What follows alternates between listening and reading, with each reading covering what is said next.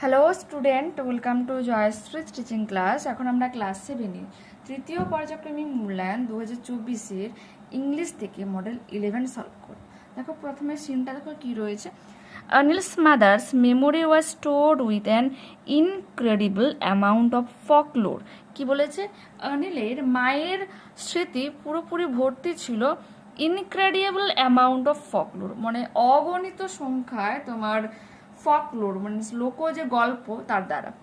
And say would sometimes অ্যাস্ট্রোনাইজ আস, কিন্তু সে হঠাৎ করে আমাদেরকে অবাক করে দিতে পারতো মাঝে মাঝে with R stories of spirits and mischievous ghost. কি বলেছে? তোমার ওই যে স্পিরিট আত্মা হয়ে থাকে, মিসচিভিয়াস ঘোস্ট, হ্যাঁ, যে দানব দৈত্য, তাদের গল্প দ্বারা আমাদেরকে মাঝে মাঝে কিন্তু অবাক করে দিতে পারতেন।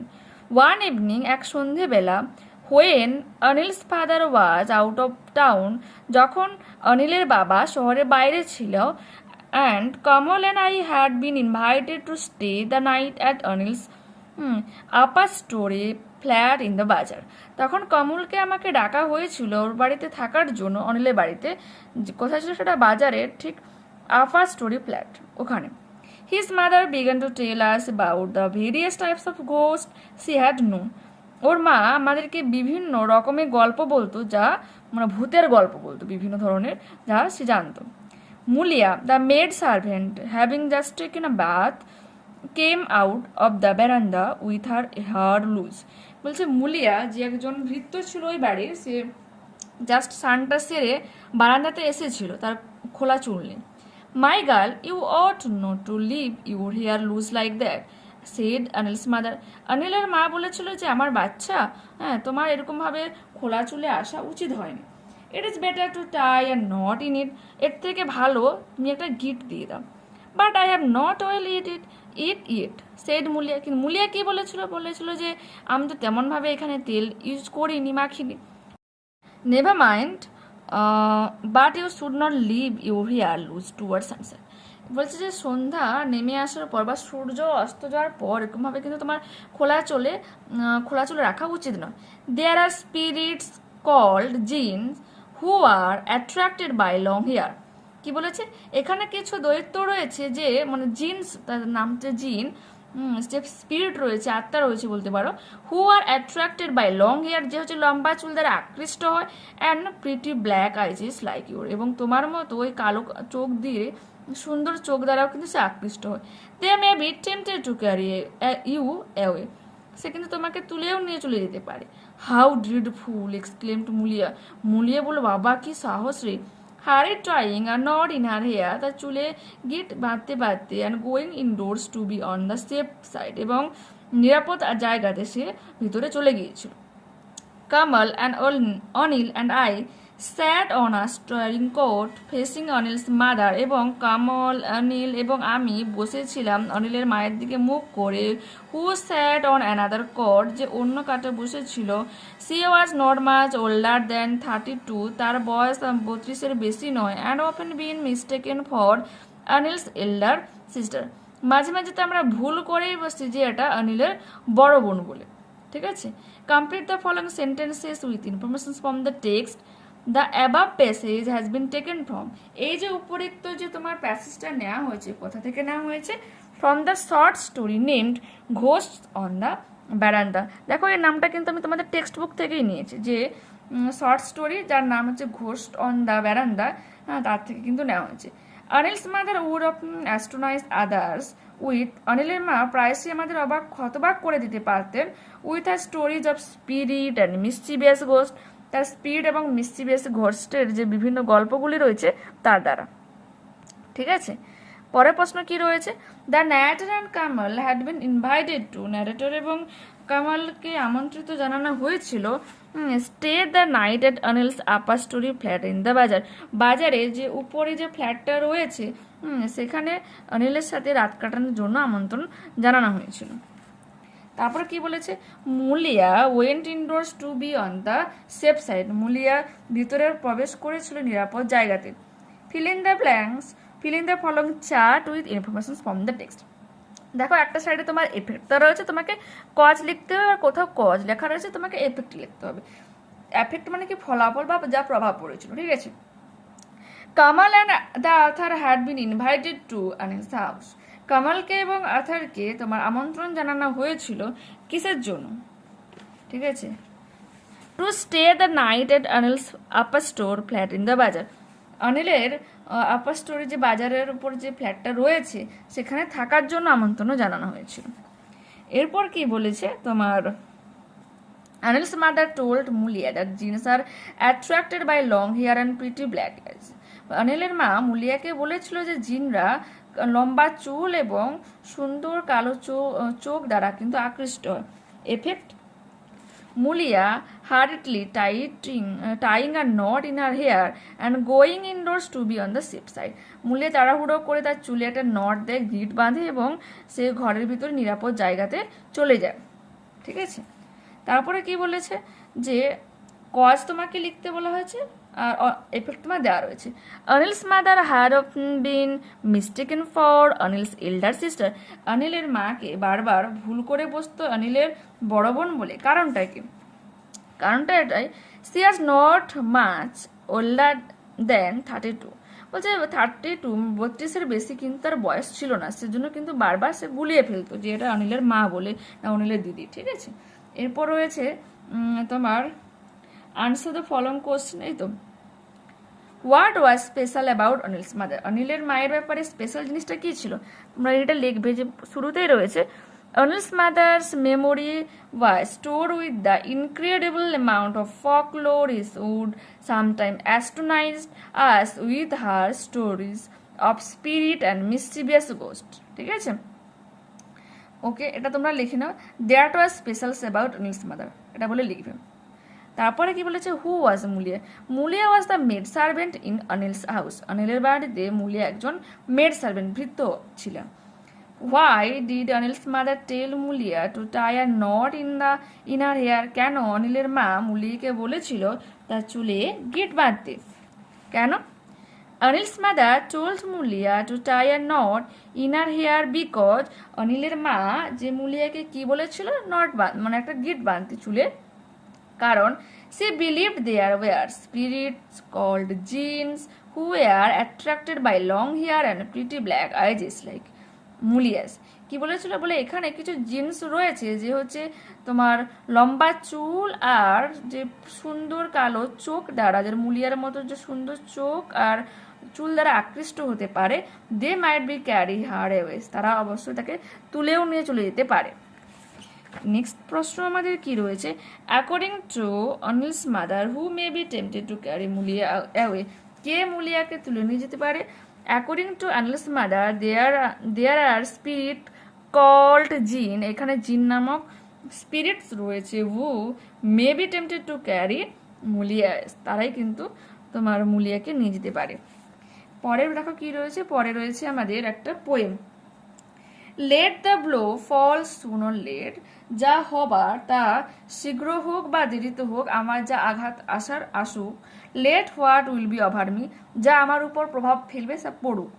Give the face of earth around, আমার চতুর্দিকে যেন পৃথিবীর মুখ থাকে, and the road before me, এবং আমার সামনে থাকে রাস্তা, wealth I seek not hope not love, আমি সম্পদ চাই না, আশা চাই না, ভালোবাসা চাই না, নর a friend to know me, আমি চাই না এমন বন্ধু যে আমাকে জানে, অল আই সিক, যা আমি খুঁজছি, তা হেভেন অ্যাবাভ, আমার মাথার উপরে আমি স্বর্গ খুঁজছি, and the road below me, এবং আমার পায়ের নিচে আমি রাস্তা খুঁজছি। All late autumn fall and me, আর শরৎকে আমার বা হেমন্তকে আমার উপর আসতে দাও, কারণ লেট অটম যেহেতু রয়েছে, লেট অটম, হ্যাঁ, যে আচ্ছা লেট মানে পড়তে দেওয়া, সে লেট নয়, লেট মানে সে শরৎকাল, এলএটি, তো মানে এখানে হেমন্তকে মেনলি বলা হচ্ছে যে আমার উপর আসতে দাও। ওয়ার ফিল্ড আই ফিঙ্গার, হ্যাঁ, যেখানে আমি আরও কিছুটা সময় কাটাতে চাই। Silent Singh the bar on tree, যেখানে গাছে শান্ত পাখি থাকবে। বিটিং দ্য ব্লু ফিঙ্গার, কি বলেছে, নীল আঙুল কামড়াতে কামড়াতে। White as meal the frosty field, এবং পুরো যে মাঠটা বরফে আচ্ছন্ন সাদা রুটির মতো হয়ে যাবে। Warm the fireside haven, এবং পাশে থাকবে উষ্ণ, পাশে থাকবে কি তোমার আগুনের পাশে গরম নিরাপদ আশ্রয় থাকবে। Not to autumn will I yield not to winter even, আমি হেমন্তের কাছে বা শীতের কাছে আমি কখনো মাথা নত করব না বা হার স্বীকার করব না। Identify which of the following sentences are true and which are false. The vagabond seeks a friend to know him, vagabond চেয়েছে একজন বন্ধু যাকে সে জানে বা যে তাকে জানে, এটা কি হয়ে যাবে ফলস। এবং সাপোর্টিং স্টেটমেন্ট দেবে wealth I seek not no hope nor love nor a friend to know me. The vagabond wants to enjoy autumn, yes true, all late autumn fall on me where afield I linger, ঠিক আছে। এবং নেমে আসো আমার উপর শরৎ বা হেমন্ত, আরও কিছুক্ষণ আমি এই মাঠে সময় কাটাতে চাই। আনসার দ্য ফলোয়িং কোশ্চেন কি রয়েছে, write the name of the poem and the poem, poet and the poem. দেখো the name of the poet is Robert Louis Stevenson, আর the name of the poem, poem মানে কি কবিতা, কবিতার নামটা কি হয়ে যাবে দ্য ভাগবন্ত। অবশ্যই আমরা কি করবো ইনভাইটেড কমার মধ্যেটা রাখবো। দেখো ইনভাইটেড কমাটা প্রথমে তোমার দুটো 6-এর মতো আর লাস্টে দুটো 9-এর মতো, ঠিক আছে। এরপরে প্রশ্ন, does the vagabond have any fixed place to go, ভাগবন্তের কোথাও কি যাওয়ার মতো জায়গা রয়েছে, তো কি লিখবো no vagabond have any fixed place to go, না ভাগবন্তের কোনো জায়গা নেই যাওয়ার মতো, নির্দিষ্ট জায়গা নেই যাওয়ার মতো। পরের প্রশ্ন, what does the vagabond want, vagabond actually কি চায়, ঠিক আছে। দেখো এটা আমি বুক থেকে দেখাচ্ছি। The vagabond wants the life that has close contact with nature, vagabond এমন একটা জীবন চাইছে যা পুরো প্রকৃতির সঙ্গে সংযোগ থাকবে। A life which is not confined to the worldly matters, হ্যাঁ এমন একটা জীবন যে পৃথিবীর গণ্ডির মধ্যে আবদ্ধ থাকবে না। And is prepare to endure all kind of adversities, এবং যা সব ধরনের প্রতিকূলতাকে সহ্য করতে প্রস্তুত হবে, এইরকম কিন্তু একটা জীবন চেয়েছে। তোমাকে একটু কিন্তু লিখে নিতে হবে। পরের প্রশ্ন রয়েছে কি, what would the vagabond do when autumn fall, যখন অটম শরৎ বা তোমার যে হেমন্ত আসবে তখন আমাদের কবি কি করতে চান। দেখো the vagabond would remain in the lap of nature when autumn falls, যখন শরৎ আর হেমন্ত নেমে আসবে তার প্রকৃতির বুকে, তখনও তিনি সেই প্রকৃতির বুকেই থাকতে চান। He would linger in the field, এবং সে সেই মাঠে আরও কিছুটা সময় কাটিয়ে দিতে চান তিনি। পরের প্রশ্ন রয়েছে, how does the poet describe a field in autumn, ঠিক আছে কিভাবে তোমার বলো যে মাঠটাকে বর্ণনা করেছে, অটমের যে মাঠটাকে বর্ণনা করেছে, দেখে নাও। According to the poet a frost covered field in autumn looks as white as meal, ঠিক আছে আমাদের কবির মতে যে হেমন্তের এক তুষার ঢাকা মাঠকে ময়দার মতো দেখতে লাগে, সাদা দেখতে লাগে, ঠিক আছে। নেক্সট আমাদের কি রয়েছে দেখো, আমাদের unseen, after flying out more than 400 Indian nationals from Israel on 2 consecutive days, the Indian embassy in Tel Aviv has announced 2 special flights on Saturday. কি বলেছে যে জেরুজালেমের একটা নিউজ পেপার যে আফটার ফ্লাইং আউট মোর দেন 400 ইন্ডিয়ান ন্যাশনালস, বলছে 400 জনের মতো ভারতীয়রা উড়ে যাওয়ার পর, মিনস বিমানে উড়ে যাওয়ার পর, কোথা থেকে ফ্রম ইসরায়েল থেকে, অন 2 কনজিকিউটিভস ডে, আরও দুটো পরপর দিন পরপর উড়ে যাওয়ার পর তা ইন্ডিয়ান এম্বাসি যে ভারতীয় রাষ্ট্রদূত ইন তেল আবিবে হ্যাজ অ্যানাউন্স 2 স্পেশাল ফ্লাইটস, তিনি ঘোষণা করেছেন আরও দুটো স্পেশাল ফ্লাইটের অন স্যাটারডে মানে শনিবার দিন, to further facility more Indians wanting to leave, আরও কী ধরনের সুযোগ সুবিধা নিয়ে আসার জন্য যাতে যে সমস্ত ভারতীয়রা এখান থেকে যেতে চায়, লিভ দ্য কান্ট্রি, এই দেশ ছাড়তে চায়, amidst the Israel Hamas conflict, এই ইসরায়েল এবং হামাসের দ্বন্দ্বের মাঝে।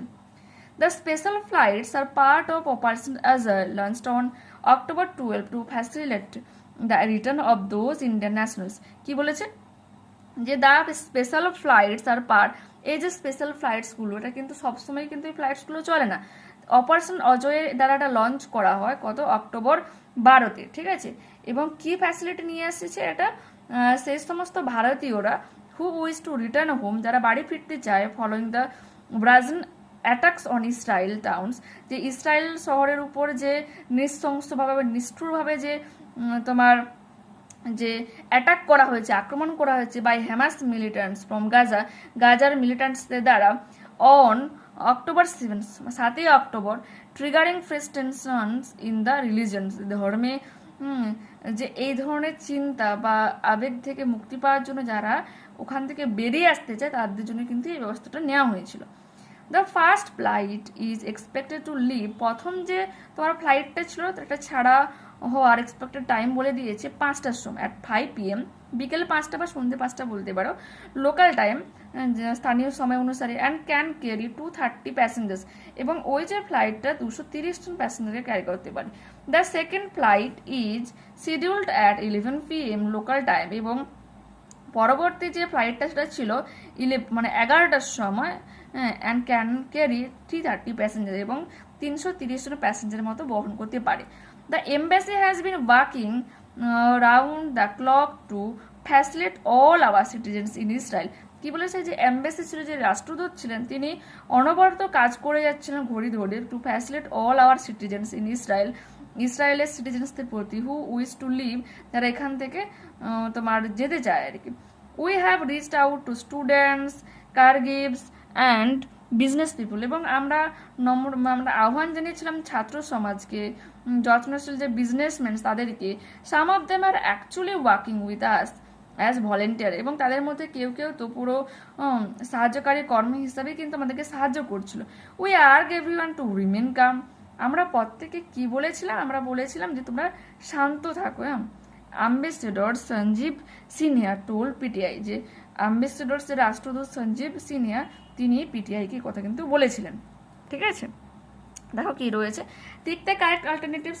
অপারেশন অজয় লঞ্চড অন, কবে অপারেশন অজয় লঞ্চ করা হয়েছিল, কবে 12ই অক্টোবর। 12ই অক্টোবরে the first flight can carry, প্রথম যে তোমার ফ্লাইটটা কতজনকে ক্যারি করতে পারে, 232 জনকে। The second flight is scheduled at, second যে ফ্লাইট 11 PM ছাড়ার কথা। এরপর হচ্ছে ট্রু ফলস, দেখো Hamas militants from Gaza attacks on Israel town, এটা হয়ে যাবে তোমার ট্রু, ইসরায়েল টাউনের উপর অ্যাটাক করেছিল কারা, হ্যামাস মিলিটেন্টস ফ্রম গাজা থেকে। দেখো এটা তোমরা এখান থেকে এই এতটা পর্যন্ত কিন্তু সাপোর্টিং স্টেটমেন্ট দিয়ে দেবে, এটা তোমার এখানে রয়েছে। এরপর বলেছে the Indian embassy has announce 3 special flights on Saturday, 3টে স্পেশাল ফ্লাইটের কথা কি বলা হয়েছিল তোমার ওই এম্বাসি দ্বারা, এটা কি হয়ে যাবে, রং হয়ে যাবে। The Indian embassy in Tel Aviv has announced 2 special flights on Saturday to further facilitate more Indians wanting to leave the country amidst the Israel-Hamas conflict.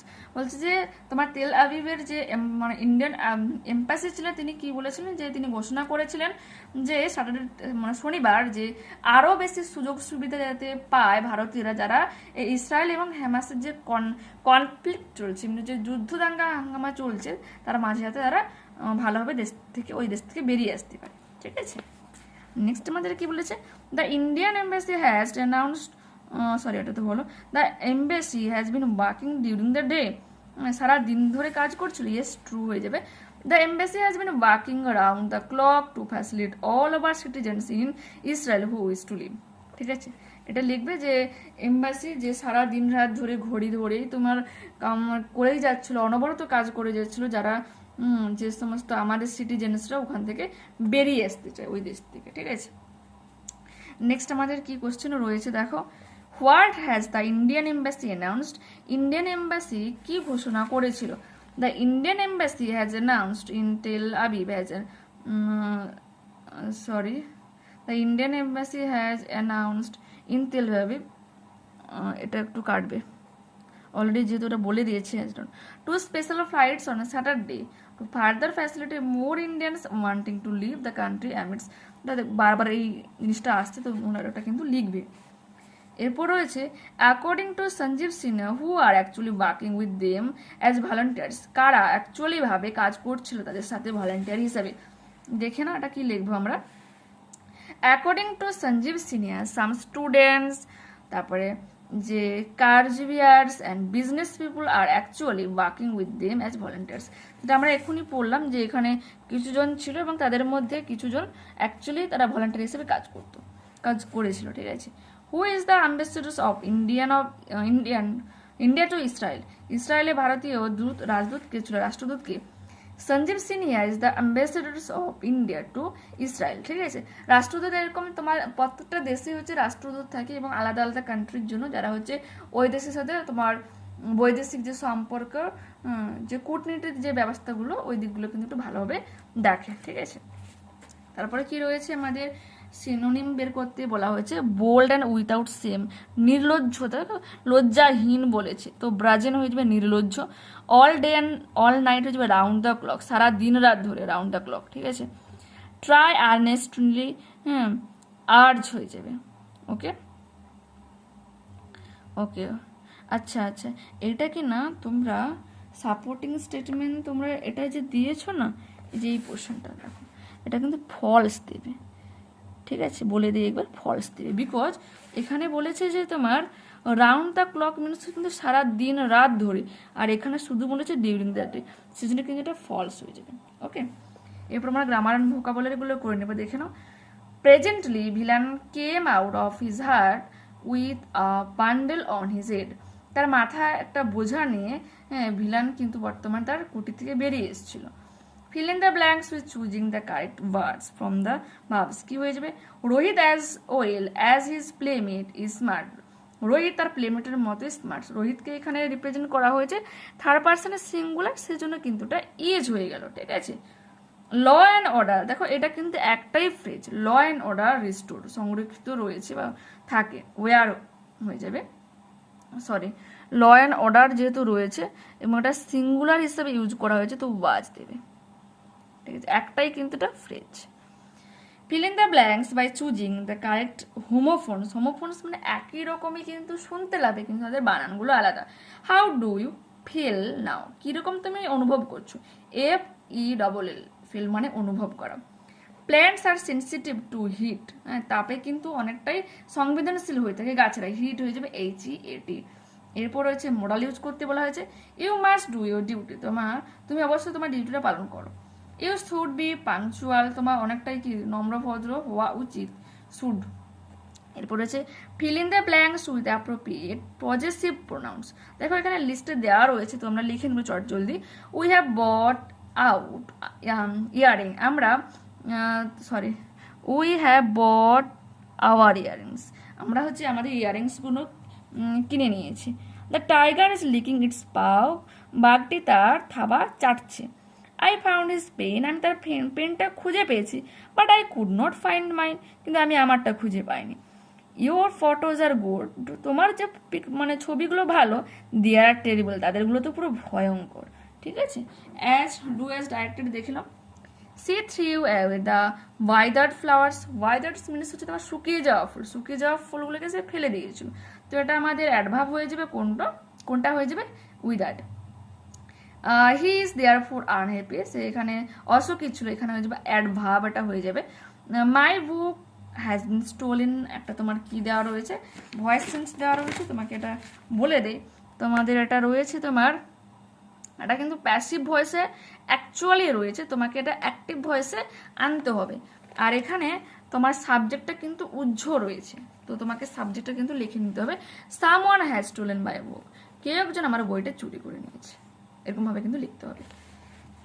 এরপর আছে হি স্প্রেড দ্য রিউমার পারপাসফুলি, সে ইচ্ছাকৃতভাবে উদ্দেশ্যমূলকভাবে এই গুজবটা ছড়িয়ে দিয়েছে।